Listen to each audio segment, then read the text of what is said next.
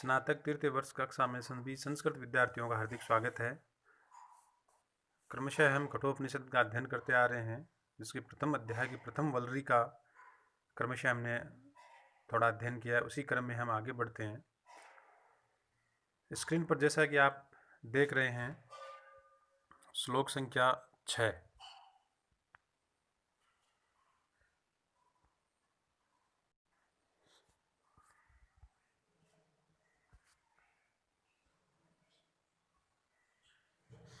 अनुपश्ये यथा पूर्वे है प्रतिपश्ये तथा परे, सस्यमिव मृत्युः पच्यते सस्यमिव जायते पुनः।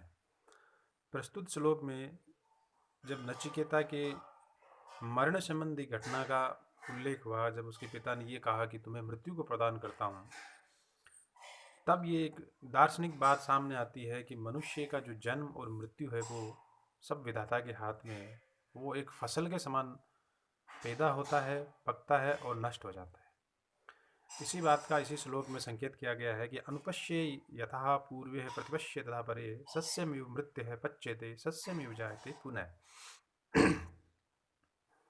अनुपश्ये यथा पूर्वे कि प्राचीन जो हमारे पूर्वज हैं उन्होंने जिस प्रकार का व्यवहार किए, तथा परे तथा जो वर्तमान कालिक जो हमारे घर के सदस्य हैं वो व्यवहार कर रहे हैं, प्रतिपश्ये उनको देखो। अर्थात हमारे पूर्वजों और वर्तमान कालिक सदस्यों के व्यवहार को देखते हुए हमें जिस प्रकार जन्म और मृत्यु को हम देख रहे हैं कि हमारे पूर्वज दादा आदि हैं, परदादा आदि हैं, वो मृत्यु को प्राप्त हुए हैं, तथा वर्तमान कालिक घर का कोई भी सदस्य जिस प्रकार काल कल्पित हो रहा है, उस चीज़ को देखते हुए ये सिद्ध होता है कि सस्यमिव मृत्युः पच्यते, फसल के समान मनुष्य है वो पकता है, और सस्यमिव जायते पुनः, और फसल के समान वो पुनः पैदा हो जाता है। सस्यमिव मृत्युः पच्यते सस्यमिव जायते पुनः। इस पंक्ति में मनुष्य की जो अस्थायी जीवन है उसको इंगित किया गया है कि सस्यमिव मृत्युः पच्यते, एक फसल, सस्य कहते हैं फसल को, तो सस्यमिव मृत्युः पच्यते, फसल के समान मनुष्य पकता है, और सस्यमिव जायते पुनः, और फसल के समान वो पुनः पैदा हो जाता है।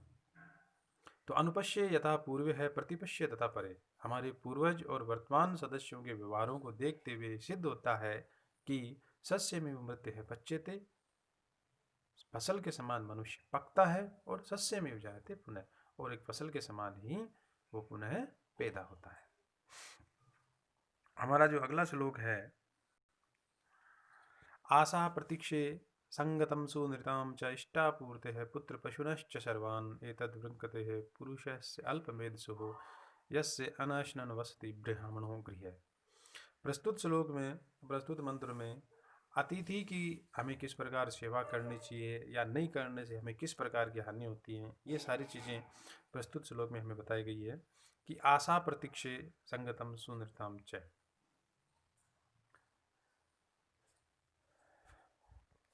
चतुर्थ पंक्ति को आप देखिए इसमें कि यस्य अनशन वस्ति ब्राह्मणे गृह, यस्य जिसके घर में, यस्य गृह जिसके घर में ब्राह्मण व्यक्ति है, वो अनशन भूखा रहता है, बस्ती रहता है।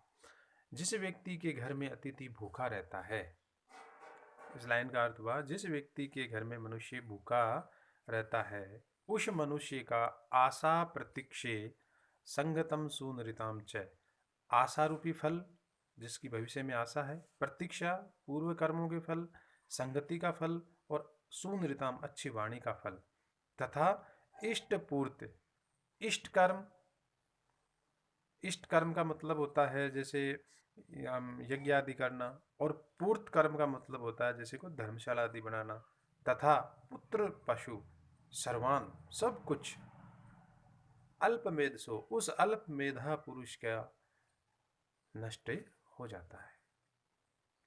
तो प्रस्तुत श्लोक पुनः देखिए कि यस्य अनशन वस्ति ब्राह्मणों गृहे, अल्पमेध सो, जिस अल्प बुद्धि वाली व्यक्ति के घर में ब्राह्मण भूखा रहता है, अल्पमेध सो, जिस अल्प बुद्धि कम बुद्धि वाले व्यक्ति के घर में ब्राह्मण भूखा रहता है, उस व्यक्ति के आशा रूपी फल, प्रतीक्षा रूपी फल, संगति रूपी फल, सुनृताम रूपी फल, इष्ट रूपी फल, पूर्त रूपी फल, सारे पुत्र, पशु, ये सारे के सारे नष्ट हो जाते हैं।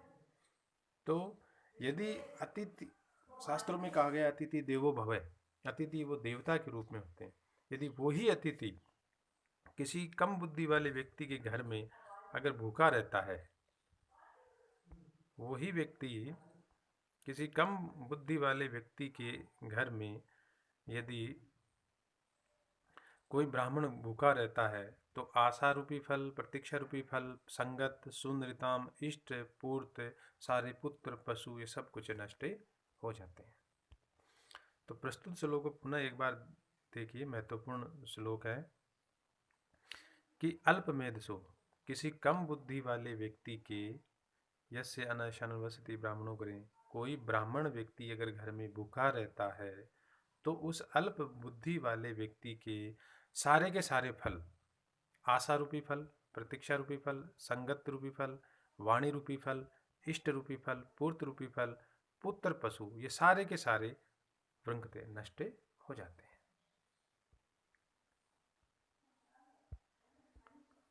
अगला जो हमारा श्लोक है वो है जब नचिकेता यमराज के पास में पहुंच जाता है, और पहुंचने पर जब यमराज नहीं मिलते हैं, तो नचिकेता उनके घर के आगे बैठ जाता है और 3 रात्रि तक वो यमराज के घर में बैठा रहता है, बाहर दरवाजे पे। और जब यमराज बाद में आते हैं, उन्हें पता लगता है कि इस प्रकार कोई ब्राह्मण हमारे घर के आगे बैठा है 3 दिन से भूखा प्यासा, तो ये यमराज बड़े दुखी होते हैं। और वो फिर उस नचिकेता को मनाने के लिए ये श्लोक कहते हैं कि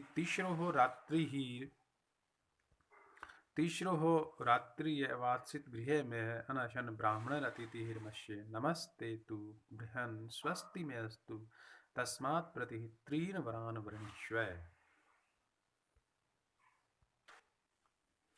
तीसरो रात्रि यद अवात्सित गृह में अनशन ब्राह्मण अतिथिर अश्य नमस्तेस्तु ब्रह्मन् स्वस्ति में अस्तु तस्मात् प्रति 3 वरान वृणीष्व।